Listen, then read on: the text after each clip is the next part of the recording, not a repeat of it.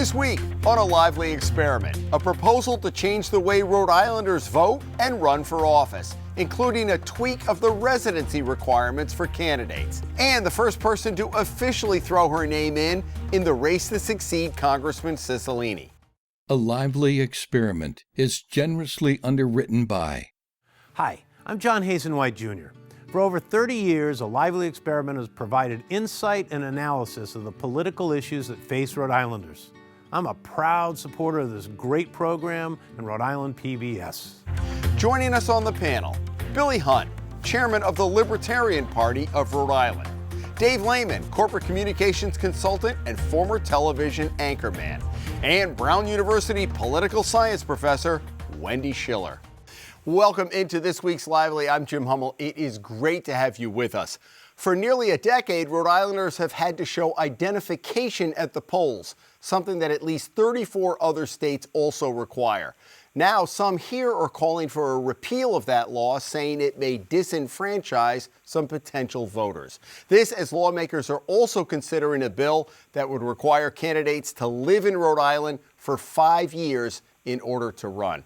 Wendy, let me start with you. That last one might be the Ashley Kalis Memorial Bill. I understand, and various states do it different ways. California, I think, is 7 years. You can run pretty much if you've been here like you've arrived. So let's start with voter ID first. This has been controversial in other parts of the country, I think because in the South there was some disenfranchisement issues. Do you see any problem with voter ID? Well, I think that the Supreme Court has ruled on this, and essentially they've said if a state makes it possible to get a free ID, a free state ID, so that it's not economically onerous for people to get the ID, then it's constitutional. So Texas got struck down because they basically made people drive hundreds of miles and they charged them money. But now the court's like, if you don't charge money and it's easy to get, then the state can actually do that. And I think it's good to have identification. I understand people not wanting to be stopped by law enforcement to see their ID unnecessarily. I agree with that as well. They shouldn't be able to do that. However, having identification is good in case you get into an accident, in case you need to do anything. So I don't see the problem if it's provided free of charge and it's easy to get. I think it's better for people to have identification in this world. Billy? I agree. It's something that it's something that's offered by the state for free. If you change addresses or anything like that, you should go and update your voter registration so you're voting in the right precinct. That's the problem that a lot of people have, is that they're not registered to vote where they live, and that creates problems at the voting booth when they go actually to go vote. It's a little bit strange to me though, because talking about the mail ballots is one of the other bills they're talking about. You don't need an ID to vote for a mail ballot, but you do need an ID when you go vote at town hall or go vote at the polls. So again, it's this idea that there's an overly complicated process and that people don't understand the differences between voting by mail, voting by in person, and when their ID is a requirement that can complicate things. They eliminated the two-witness signature, and that was controversial for some people. Do you think they should have kept that or not? Or do you think that's... for a mail ballot, you have to have it witnessed and then you send it in. I think anything that you're attesting to, that's in contracts, if you're changing the beneficiaries on your life insurance policy, anything like that, you have witnesses and stuff like that. I think that's a relatively a reasonable step to request for people to do if they're going to be voting by mail. Yeah, I think it just makes a lot of sense. And one of the things it does is it eliminates not completely, but a lot of the possibility of some of the Trump stuff that the election was stolen, that they had people who were voting who shouldn't have voted or weren't entitled to vote. I think a lot of this just makes it's just common sense. We do this all the time. You use your ID for everything, right? Everything. And I am sympathetic to some corners who they say, well, some people may not be able to do that. You know what? There are always going to be those exceptions, and it's unfortunate, but life is not perfect. And I think having a valid ID and making it easy, as you point out, Wendy, having a valid ID, easy to get, and you know what? Various social agencies and so forth can also make that work. Senior centers, for example, can help out in that regard. There are a lot of ways to take this away from being a hurdle. So and I think the validity of the vote is probably the most important thing we have in this country. Right. And it's a vast minority that might get frozen out, but you're right, if they have the ID. What about the second part to this? Minimum 5 years to be able to run for governor. I'm a transplant. I've been here 28 years, And you're I'm considered still a newcomer. considered a transplant. So I think you should probably know how a state works. You should probably know, the workings of a state and understand the business community, the educational community, the underserved community. It takes a little while to know that, and you'd want the governor to have some experience with the bill. 5 years seems like a long time. What about, 2 years? In 2 years, you can probably figure out the And lay of don't the you land. think the voters are actually going to know if you're not from around here? Well, that's what I mean. When you say We you're found not out from last around here, fall, right? sometimes you could say, I've been here for the vast majority of my life, but I'm still not from here. So I think too, it just seems arbitrary, 5 years. I don't quite understand it. And we don't want to preclude talent, right? We don't want to say, oh, you're talented, you don't want to come. We don't want people who haven't lived here a long time. Plus, the good news is that a governor who doesn't have strong ties here, personally, can make decisions that are a little bit more objective, a little bit more neutral. Dave? I absolutely agree. I think most states, and I checked this, most states have a 5 to a 7 year residency. Some are lower than that. There are some 2 years. We are a handful. Rhode Island is one of a handful of states that basically mean as long as you're not living at the Holiday Inn over the weekend, you can run for governor. I think this is something that it is serious. I came up with an idea as we were studying this. One way to probably solve part of this problem is to not permit an entirely self-funded campaign, because somebody can swoop in, and this is not a dig at Ashley Kalis, this could be anybody. If they've got a lot of money, they can drop in here after a month, and they can roll the population if there's not a great field. But then you get into constitutional issues on money, right? Well, yeah, but you could put a limit on it. For example, maybe States can do that. States can do that according to their own constitutions. Yeah, maybe $750,000 limit might be good. That gives a new person a chance to get on the air, to get some name recognition, to raise more money. But I think, if you want to run a state, you ought to be here for a little while to understand the state, understand what the problems are, and if you're not willing to do that, go do something else. Maybe the Wendy Schiller amendment should be 2 years, where she could come in and we'll call that the Schiller amendment. What do you think, Billy? The idea that somebody that can just walk into a state in 30 days and run for office for one of the major parties is just a reflection about how anemic the Republican Party is in the state. Like, we really don't have a farm team for them to bring up candidates that are ready to go to run for governor. And really, I mean, I'm not necessarily against this. If somebody wants to come in 30 days and run for governor and be able to achieve that, good on them. That's up to them. The idea that we're restricting who we're allowing to vote for, but making it easier for people to vote for those people doesn't make a lot of sense to me. If somebody wants to run, they should be able to run for office. Well, I think there were people, Blake Flippy, I think Judge Flanders, just a couple of people who could have run for governor from the Republican side who chose not to run for governor. So I wouldn't necessarily call it totally anemic. I would say that there are people who could have made the leap, but they figured, well, I'm not going to win, so I don't know why they anemic that they didn't put somebody up. But why weren't they? Woulda, coulda, shoulda. And why didn't they have the pathway to victories? Because they didn't have the money, they didn't have the organization, they didn't have anything that you need to have a functioning political campaign to get candidates elected. I mean, that's what a political party is all about. And the Republican Party has a terrible track record in Rhode Island. And also thinking about Hillary Clinton's political career, this was a big charge lodged against her. She moved to New York 6 months before she ran for Senate for the 2000 Senate race, and she won that race, but there was a lot of grumbling. Didn't one of the Kennedys do that years ago, too? Yeah. So, I mean, so I think it's really important for the voters of Rhode Island to say it matters to us that you know us and you know our state, but I think 5 years is a long time, and I think it precludes potential talent. So I'm a little uncomfortable. And there are a lot of with states that do have the 2 year requirement. The Schiller Amendment. Yeah. I am deeming it here for anybody who's listening. All right, this is something we're probably going to be talking about every week on Lively between now and the fall. Congressman Cicilline's departure in May has set off a whole host of phone calls going on. Who's going to be running? We know now there's been a lot of speculation. One candidate who's already thrown her name into the mix is Sabina Matto. She has not announced officially. That's apparently going to come this coming week, but it looks, all signs appear that she's going to. Dave, we were talking off air before this. There's really no downside to this. She has a 4-year term. She loses, she goes right back to the State House. It's true for all of them, whoever might be considering a run. It's basically a no-fault opportunity for anybody who wants to run. I talked with just a few minutes before we rolled tape here with Joe Shikarchi because he is somebody who is considering a run.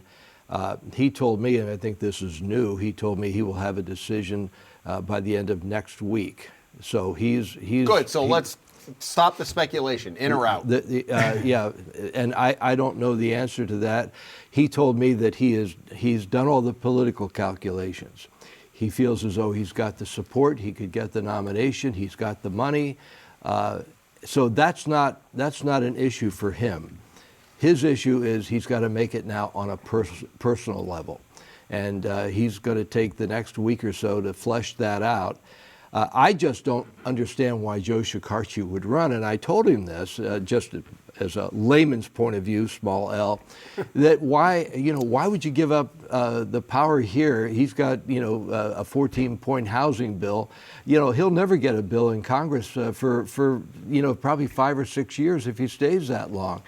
Rhode Island now has, if whoever gets a seat from this state is going to be the lowest person on the totem pole in terms of seniority. 435, yeah. He'll be 435, and just above it will be our other congressman. So we have really no clout. We're the smallest state. We're at the bottom of the seniority list. It's a Republican-run House. It's going to probably remain that way for a while. Why would you give up the power that, and Joe has a lot of power in this state. He's the most powerful politician, even more so than the governor. But I wonder how many people, we know Joe Shikarchi, Joe average. Do they really know who the speaker is running as opposed to Sabina Matos when it comes to voters in the district? I don't know. What do you think? Well, Sabina has, she's run a statewide race. And she's also, and Governor McKee, had her by his side the whole time, right? So he really gave her a big platform. So I think people recognize her. I think Shikarchi has very strong support amongst people who pay attention to politics and who know him and know his record. But, I think this is an opportunity for Latinx and community in Rhode Island, which is a big community, to reassert their political power. You had the mayorship of, if you're Dominican, you had a Dominican mayor for 8 years, then you had a Guatemala mayor for 8 years. You have Sabina Matos, who's Dominican, who's lieutenant governor. But in the congressional delegation, we have basically essentially 4 white men.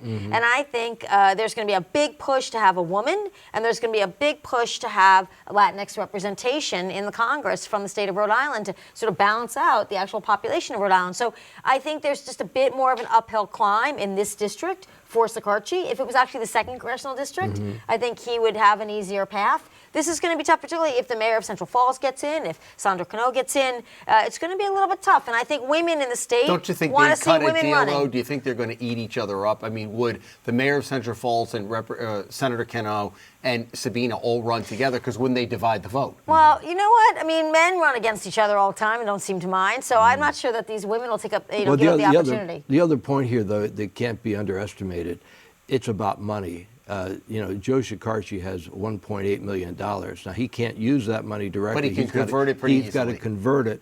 And I understand that he has got specialists who know how to do that, so he'll have a huge war chest.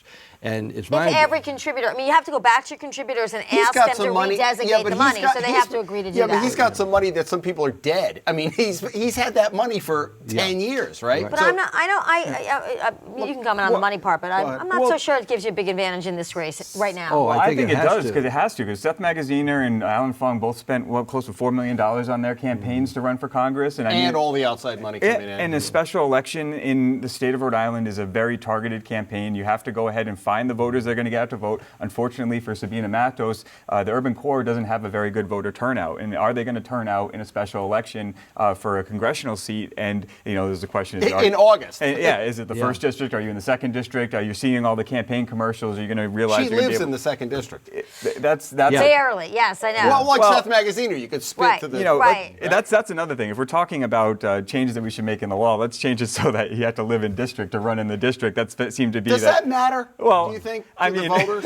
it's Well, funny. it's a too small a state. I don't think it'll it matters be in this state. it'll be very ironic if we have Seth Magaziner, who lives in the 1st district, running Congress in the 2nd district, and then someone from the 2nd district representing the 1st district. But aren't we parochial in the East Bay, Mr. East Bay? We're like, hey, that guy's from Warwick, right? Right. It certainly is. I think, Joe Cicilline has the benefit of having an organization and having, essentially what is. So does Sabina Matos. She has an organization too.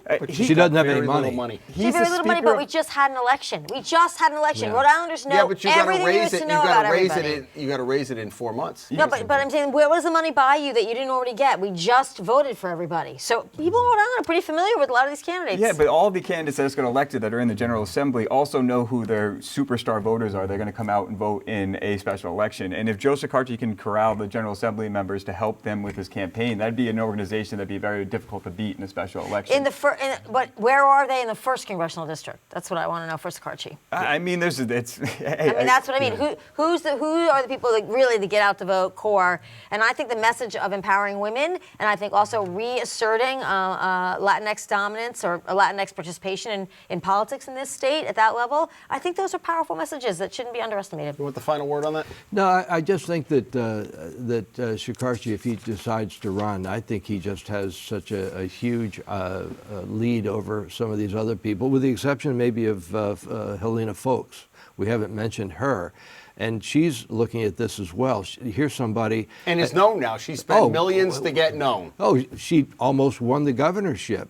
So this was something she could do. Now, I would have the same question for her as I did for Joe Cicilline. Why would you, as a former CEO of the largest healthcare organization in the country, why would you want to? Because she's not that anymore. And Well, she no, doesn't no, have anything else to do. Well, I mean, I'm sorry to be blunt. Wendy just said the quiet part out loud. I'm sorry. She's bored. What is she giving up to do? She's not giving up anything to do this. No, but the problem is, you've gone from this very heady position, which she no longer has, but then you're going to be a minion. But in if you're Congress. wired to be an executive, can you rewire to be a legislator? That's my point. These are two.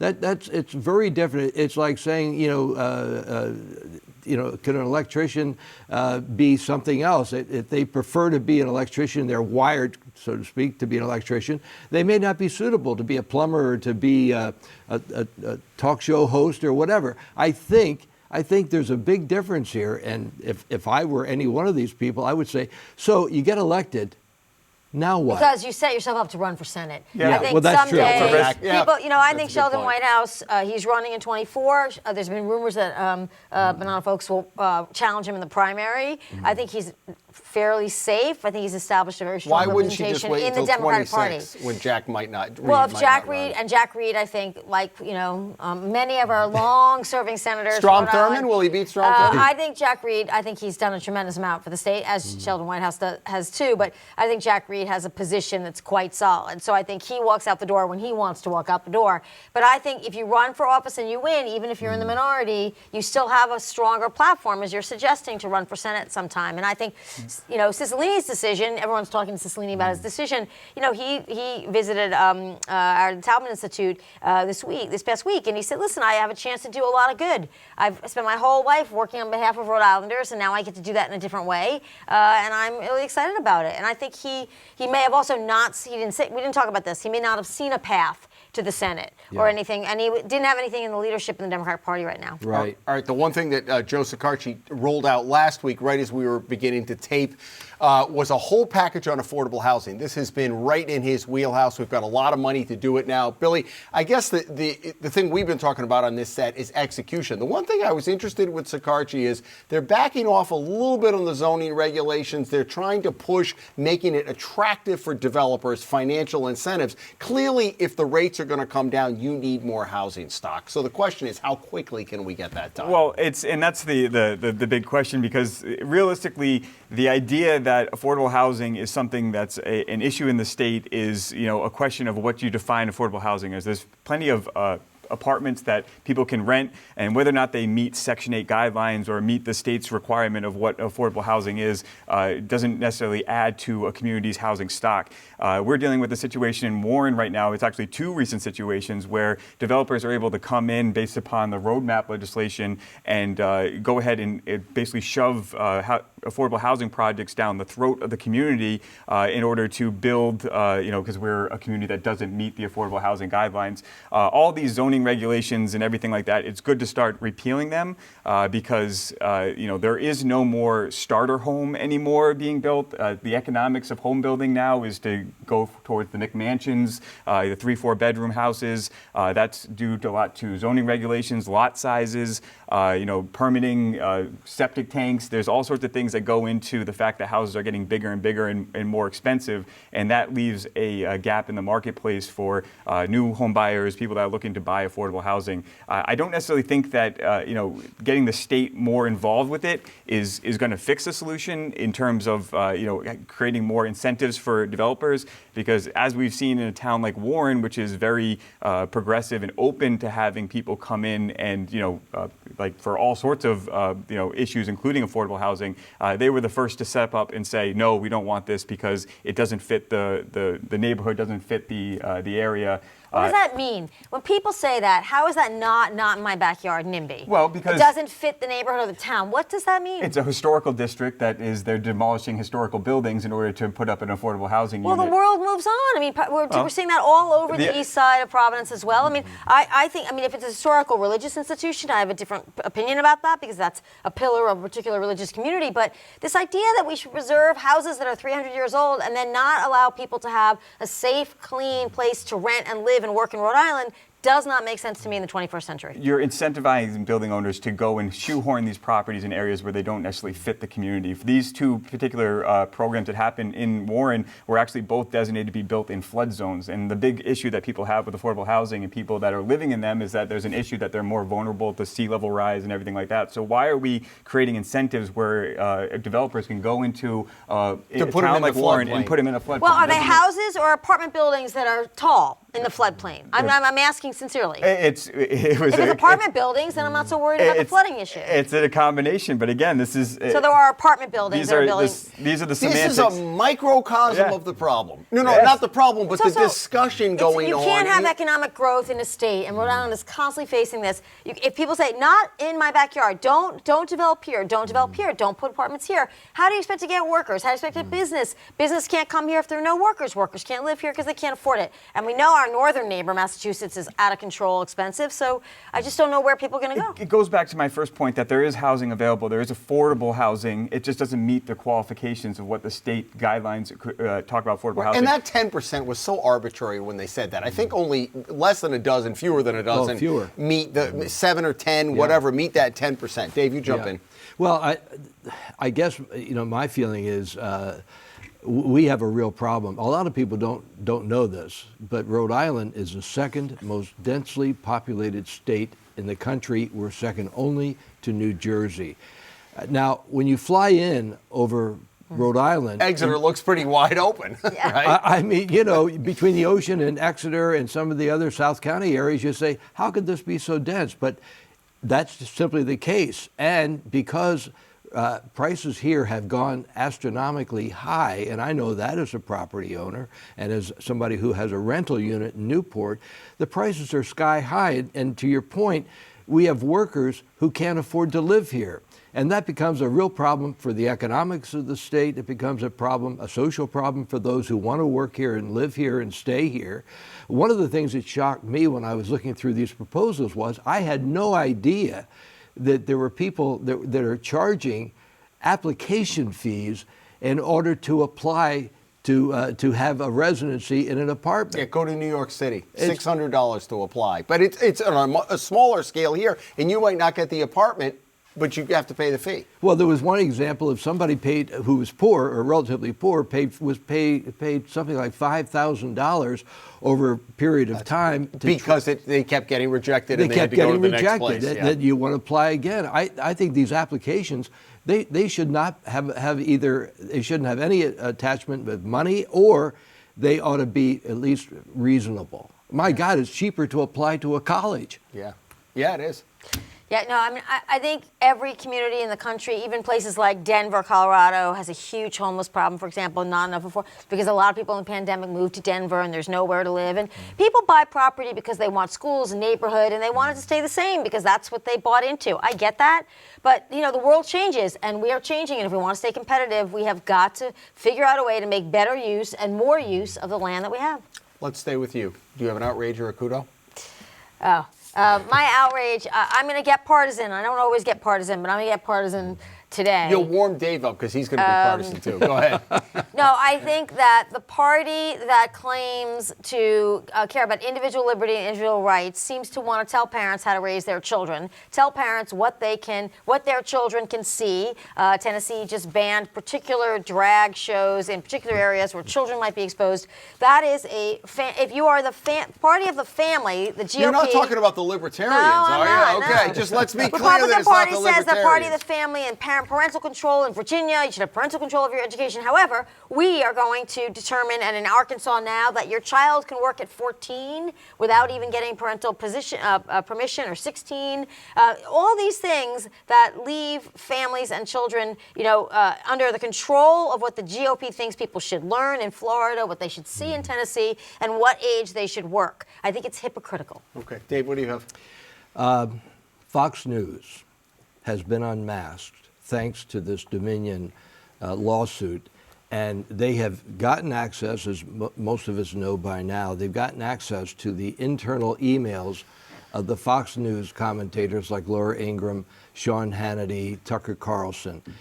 And what they've been exposed here with these emails is that they were supporting Donald Trump's lies throughout his candidacy, throughout his presidency, especially since his presidency, that the election was a fraud, that he actually won. And these Fox News personalities knew from the very beginning that was not true. He was lying.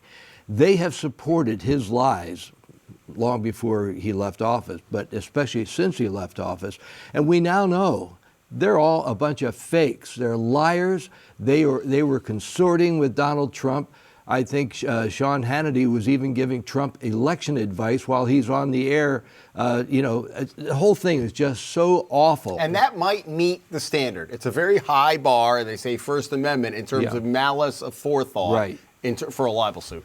So. Well, the important thing is, I'll put the libel suit aside. The fact of the matter is that here are people who are looking as journalists, and they're not, and they've been lying, and people have bought into that. That's been unmasked. And now people who watch Fox News, now you know some truth. And if you continue to watch Fox News, you're part of the problem. Well, the sad part is they'll say it's the mainstream media making it all up. Billy, you have the last minute. I'm sorry Dave shorted you a little bit. That's okay. Go ahead. All right, real quick, Scott Pickering in the East Bay newspapers did a great piece last week about the chronic absenteeism in the state of Rhode Island. And the data is in from the 2021-2022 year. And over half the students in Providence, Woonsocket, Central Fall, and West Warwick were considered chronically absent in 2021-2022 school year. And that's 69% of all Providence high school students. And the real issue with it is that if you tested positive for COVID twice, just the protocols would make you chronically absent. If you were exposed to COVID 3 times, just the protocols of staying out of school, not to mention if you had a head cold or anything like that. So this is just going to show and just beat this drum that the cure was way worse than the disease for COVID, and keeping these kids out of school is just really creating an issue for people going forward. All right, Billy, thank you. It is a quick half hour. Thanks for joining us. Dave and Wendy and Billy, good to see you. Folks, every week we got something new here. Keep up with it all. We hope you come back here next week as the lively experiment continues. Have a great weekend.